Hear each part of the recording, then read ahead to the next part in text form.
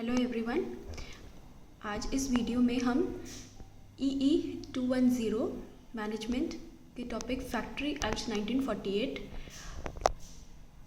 को कंटिन्यू करेंगे। तो प्रीवियस वीडियो में हमने ओवर क्राउडिंग तक देखा था कि जो वर्कर्स हैं जो फैक्ट्री में काम कर रहे हैं उनके बीच में कितना मिनिमम डिस्टेंस होना चाहिए ताकि कोई भी सफिशेंट जो भी वर्कर्स काम कर रहे हैं तो उनके बीच में सफिशेंट ऐसा स्पेस होना चाहिए। और किसी भी फैक्ट्री में कितने मैक्सिमम वर्कर काम कर सकते हैं वो भी तय होना चाहिए। नेक्स्ट है लाइटिंग। तो जिस भी एरिया में वो काम कर रहे हैं तो वहाँ पे प्रॉपर लाइटिंग होनी चाहिए, सफिशेंट मतलब पर्याप्त मात्रा में लाइट आनी चाहिए। और जो भी विंडोज़ वगैरह हैं जो बाहर से लाइट आ रही है, स्काई लाइट वगैरह, तो जो भी विंडोज़ लगी हुई हैं फैक्ट्रीज़ में तो वो क्लीन होनी चाहिए और शैडोज़ फॉर्म नहीं होनी चाहिए जिससे कि आई पे स्ट्रेन पड़े काम करते वक्त, तो जिससे कि कोई रिस्क ना हो एक्सीडेंट का। जो ड्रिंकिंग वाटर है वो वाटर क्लीन होना चाहिए और जो भी वॉशरूम वगैरह है उससे कुछ दूरी पे 6 मीटर की कम से कम दूरी पे होना चाहिए। अगर 150 से 250 से वर्कर्स ज़्यादा हैं तो कूल वाटर फैसिलिटी होनी चाहिए, यानी ठंडे पानी की व्यवस्था होनी चाहिए।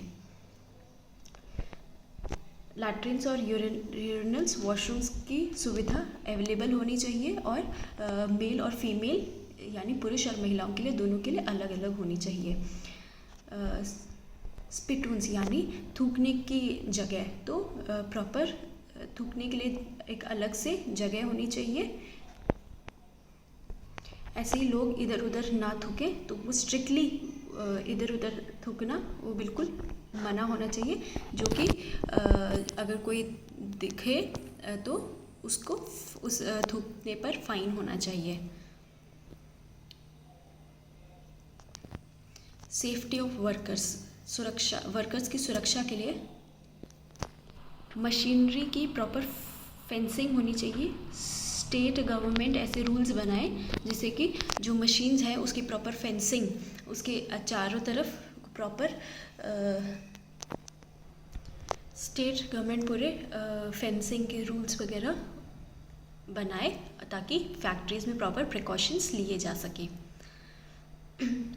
जो मशीन्स काम में आ रही हैं तो वो कोई भी ट्रेंड एडल्ट यानी जिसको ट्रेनिंग प्रोवाइड करी हुई है, जो मशीन के बारे में जानता है, सिर्फ वही उस मशीन पे काम करे और प्रॉपर उस मशीन के फिटिंग वाले क्लोथ्स, कपड़े पहनकर ही मशीन में काम करे।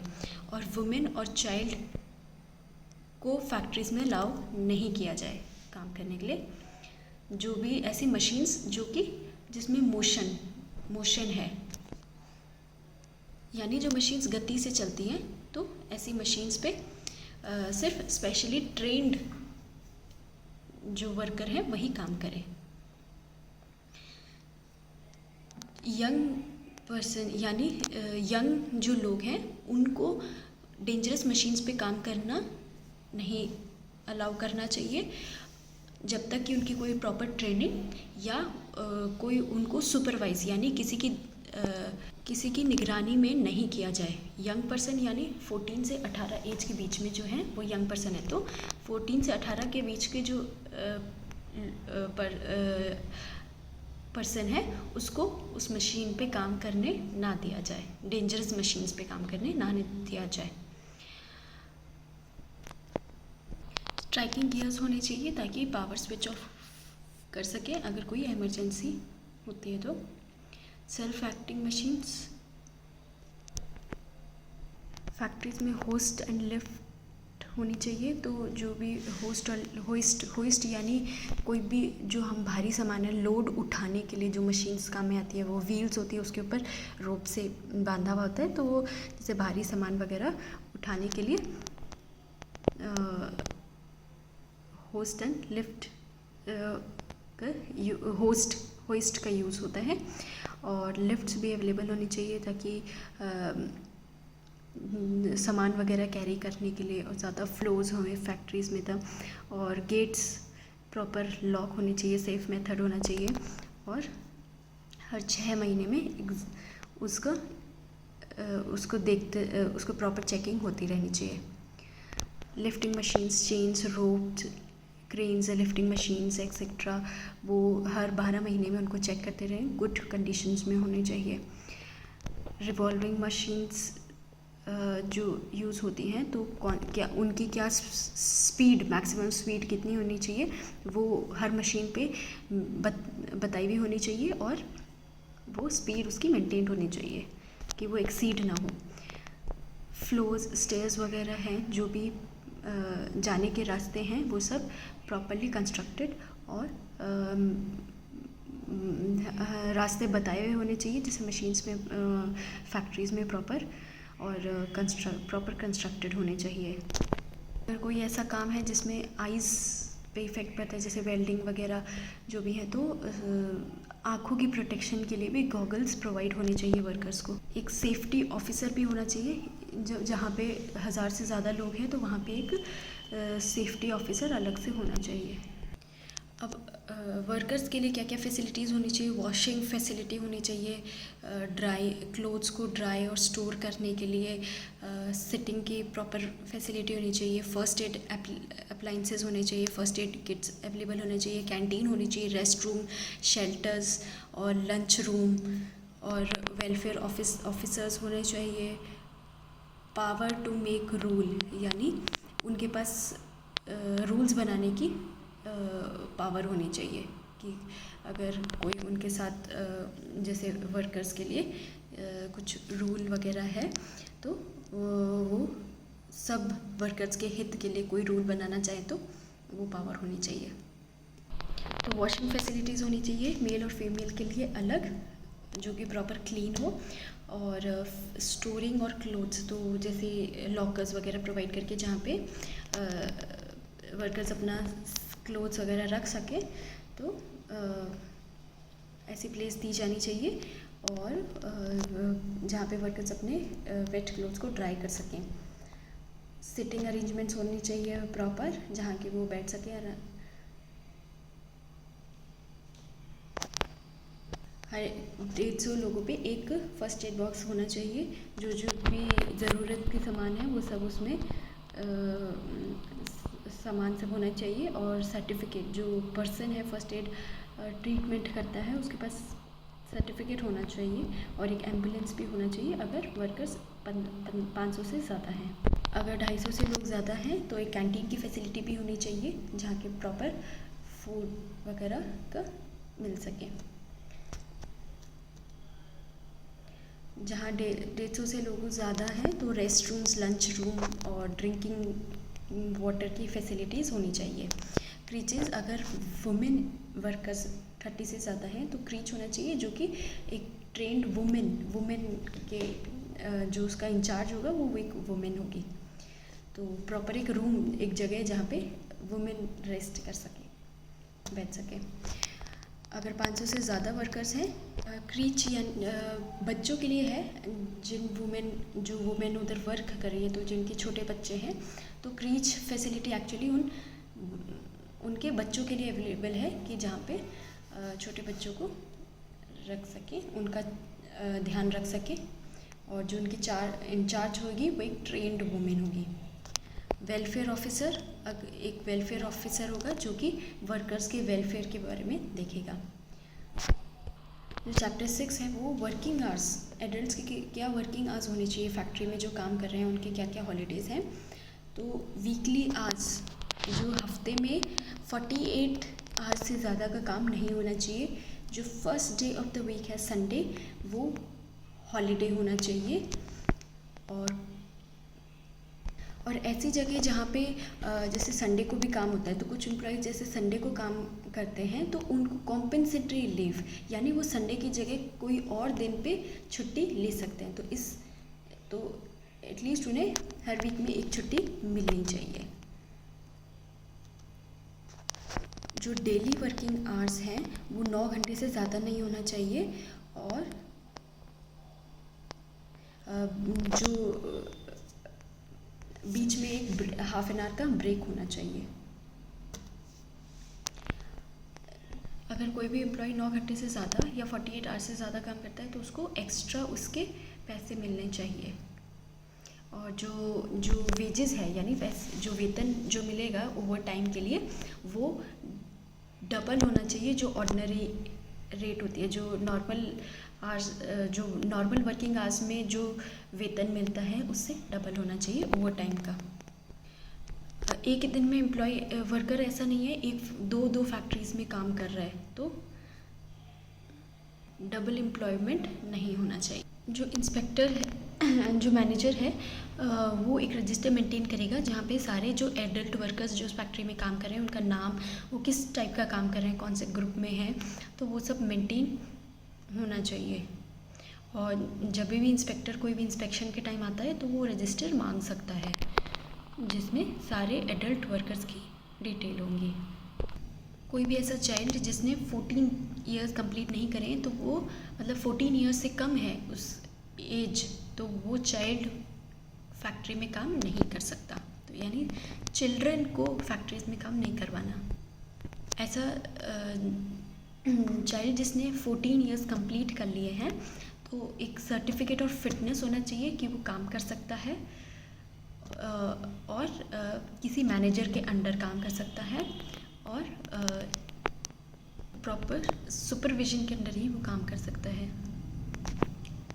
जो वुमेन काम कर रही हैं तो वुमेन वर्कर्स नाइट शिफ्ट में काम नहीं करेंगी, उनका सिर्फ 6 से लेके 7 PM तक ही काम कर सकती हैं वो।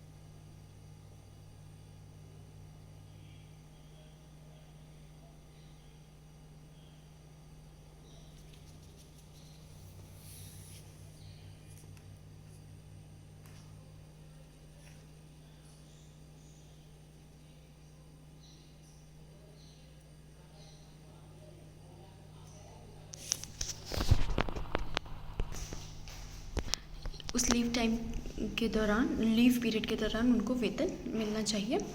और जो भी ये एक्ट फॉलो नहीं करते हैं तो फैक्ट्रीज़ एक्ट 1948 में है, फैक्ट्रीज़ फॉलो नहीं करती हैं तो क्या क्या पेनल्टीज़ होती हैं।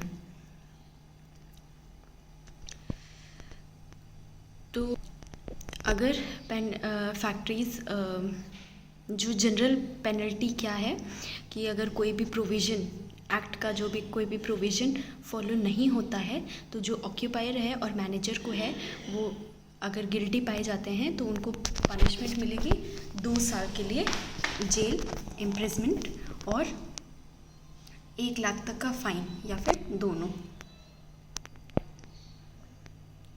और इसके बाद में भी अगर वो कंटिन्यू होता है, ये प्रोविज़न फॉलो नहीं किया जाता और कंटिन्यू मतलब उसकी उल्लंघन हो रहा है तो रोज़ के 1000 रुपये के डे से उनको फ़ाइन भरना पड़ेगा। अगर वही पर्सन उसको वापस से वो गिल्टी पाया जाता है, अगर सेम कोई भी रूल के उल्लंघन कर